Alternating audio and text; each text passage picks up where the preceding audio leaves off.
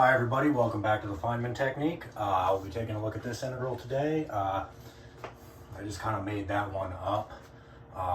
The result is going to be expressed as a combination of different infinite sums. But they're kind of nice sums, and I suspect there's another name for them, but I'm just going to express them in their summation notation. So anyway, let's see where to start with this. Well, as has been the normal process, we're going to split this up into two separate integrals. First one going from 0 to 1. And that's something I've done for maybe the past 20 videos. I've broken up integrals going from 0 to infinity into two separate ones, one going from 0 to 1 and the other going from 1 to infinity.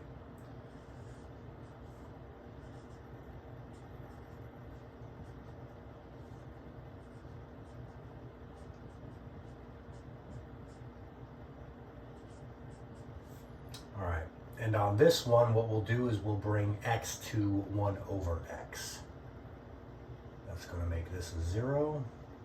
This will stay a 1. This will become natural log squared of 1 over x, which is negative natural log x squared, which is just natural log squared x. So that stays the same. This will just become an x to the negative, or I'm sorry, an x to the 1/2. Basically, that'll just move to the numerator.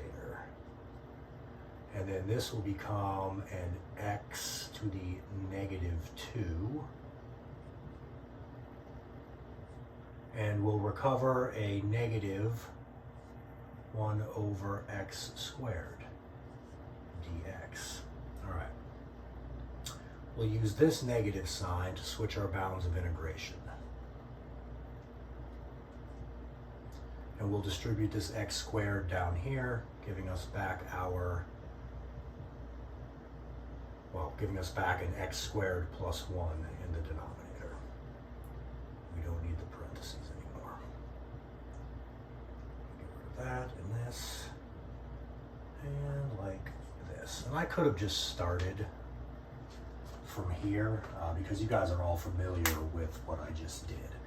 All right. So now let's define a function of t like this. Our function of t will be the integral from 0 to 1 of x to the t over x squared plus 1 dx.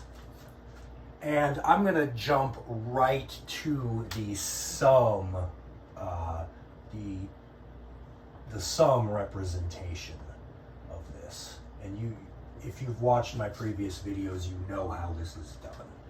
This is going to be negative 1 to the n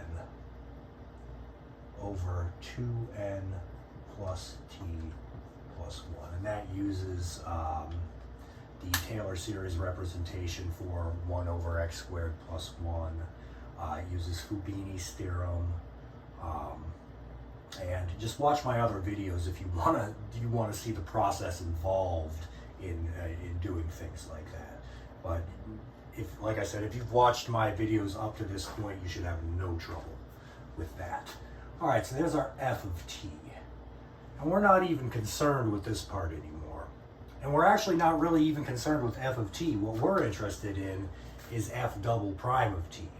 So taking two derivatives, and we'll just take two derivatives with respect to t of this one, since we don't care about this one really.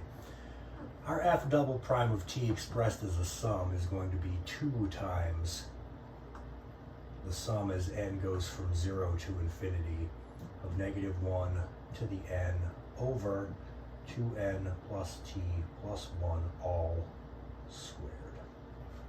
All right.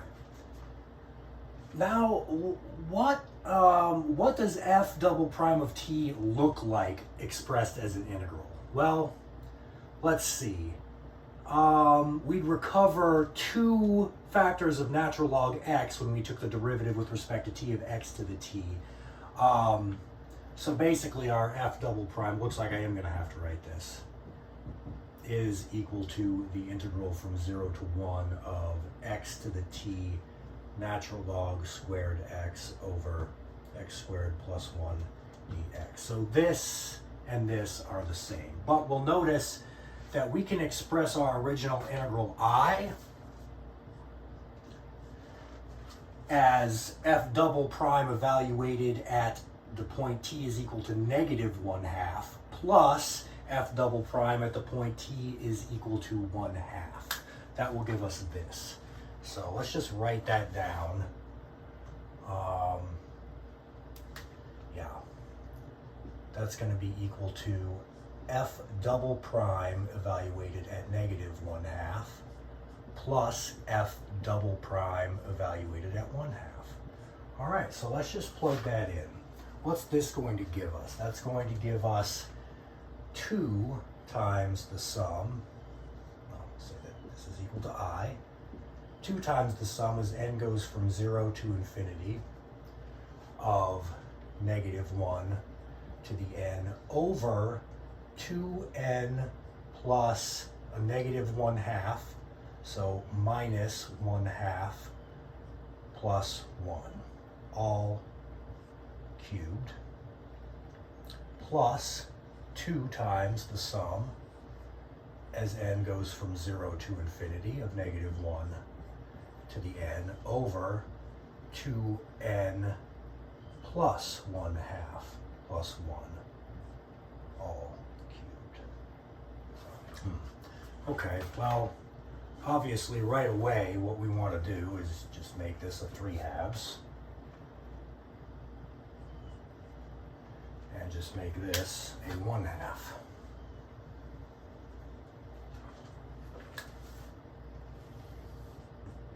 Now I don't like those fractions, so what I'm going to do is I'm going to multiply the top and the bottom of both of these sums by 8. So multiplying the top would give us 16, and then multiplying the bottom by 8 would distribute inside the parentheses as a 2. So that would become 4n plus 1. And this would become 16, this would become a 4, and this would become a 3. All right, well, that's nice, but you see we have 4n plus 1 here, and then we got 4n plus 3. So we're not going to be able to do any sort of nice cross multiplication to get a good common denominator. But what if we did this? Let's add 1 to our index, which means we have to subtract 1 from our n's inside. So subtracting 1 from the n here would just result in multiplying the entire thing by -1. Subtracting 1 from this 4 times n would become 4 times n minus 1. In other words, 4n minus 4. So the entire thing would be 4n minus 1 all cubed. Okay. Well, now we can do this. Let's multiply the top and the bottom of this by this. So we're going to get 4n minus 1 cubed. And the top and the bottom of this by this. I didn't multiply the bottom. This is 4n minus 1 cubed. And likewise here, we'll multiply the top and the bottom by 4n plus 1 cubed.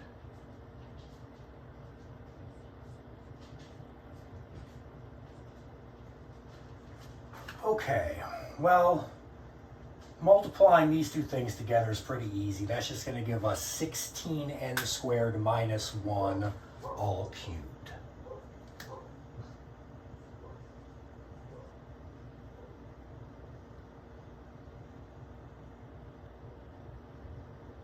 And we'll get the same thing over here, obviously. Let's see. 16n squared minus 1 all cubed. All right. Now what happens if we, let's multiply this thing out. 4n minus 1 cubed. Well, let's see. That's going to give us 1 times something plus 3 times something plus 3 times something plus 1 times something. Well, the 1 times something, that's going to be, let's see, that's going to be 64 n cubed. And that's going to be minus 3 times 16 n squared. And then plus 3 times 4n. And then minus 1, right? And then likewise, this one will be the exact same thing, but they're all going to be positive terms. And let's make this a 48. And let's make this a 12. All right. So this is what this is going to become. And this, oops, 64n cubed plus 48n squared plus 12n plus 1. All right, but what we really have is this minus this. So we need to take this minus this.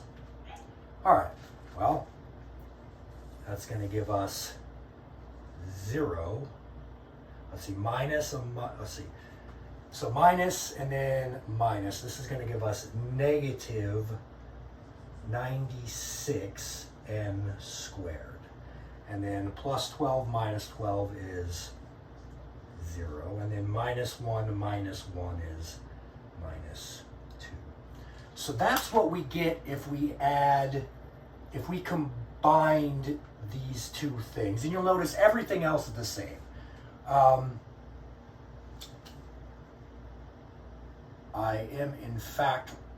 I made a very, very bad mistake, but I can still fix it. You'll notice we have different starting points for n on both of these. So we can't combine them as is, but it's a quick fix. Let's see, do I want to bring this one down to 0 or this one up to 1? I think what I'd like to do is bring this one up to 1. Now there's two different ways to do that.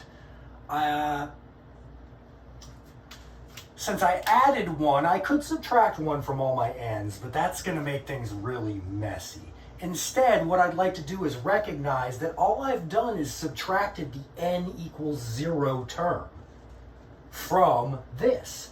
So I need to add back the n equals 0 term. All right, what is the n equals 0 term? Well, for n equals 0, this becomes a 1. For n equals 0, this becomes a negative 1. So we're at negative 1 up here so far. So we've got negative 1. So n equals 0 here will give us negative 1 cubed. That's a negative 1. Negative 1 over negative 1 is 1.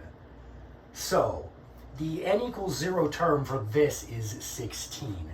We have subtracted that, so we need to add it back. There. Now we can proceed with this step. I hope that wasn't too confusing for all of you. But anyway, now we have the same index, we have the same constant outside, we have this negative 1 to the n, we have the same denominator. So basically, this minus this is just going to be, we only need to consider what this minus this is, and that's equal to this. So let's erase this entire middle part right here, and just right up here we'll write negative 96 n squared minus 2.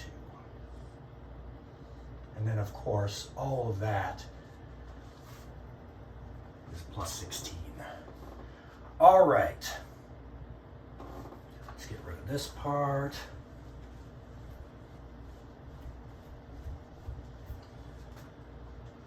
All right, so let's clean this up a little bit. Well, obviously we can bring out this negative sign. I'll make that a plus 2. I'll make that negative 16. Okay.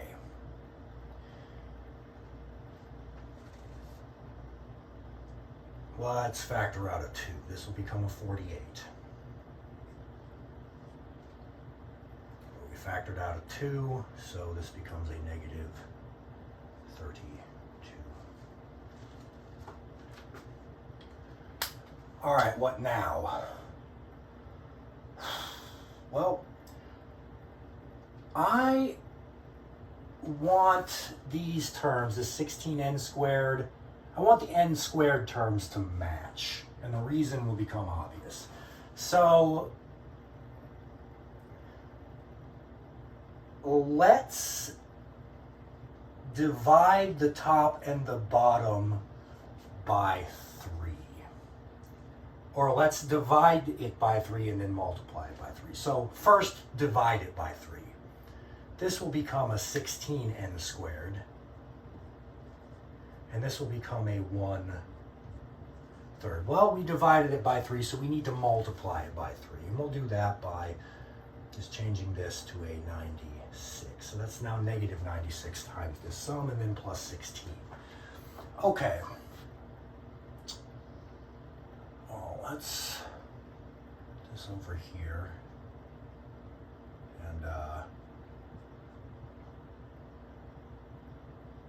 now let's do plus 1 and minus 1. Or, in fact, let's do minus 1 and then plus 1. Okay. So this will become a 4/3. All right, now let's break this sum up into 2 separate sums.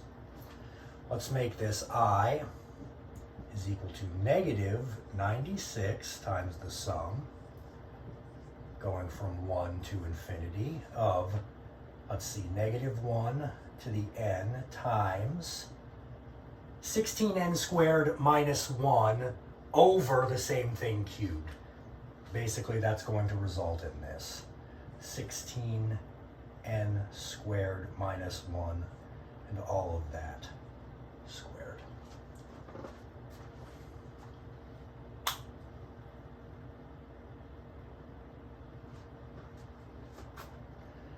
All right. And then plus, let's see, what's 4/3 of 96? Well, 1/3 of 96 is 32. 4 times that is 128. So, I'm sorry, that's actually going to be a minus, because it's minus a positive. So we're going to have minus 128 times the sum, as n goes from 1 to infinity, of, well, let's see. We already took care of this 4/3, making it nothing but a 1. So we'll still have this negative 1 to the n. And then it's just over 16n squared minus 1 all cubed, and then plus 16. And like I said, these sums probably have some sort of name associated with them. I'm not sure what that name is or what that function is called. But this is the answer to that original integral. And actually, you can, you'll notice that these denominators are going to blow up very, very quickly. So you only need to take like 4 or 5 terms of this to get a very close approximation to the true decimal value of I. So anyway, there you go. I hope you enjoyed that.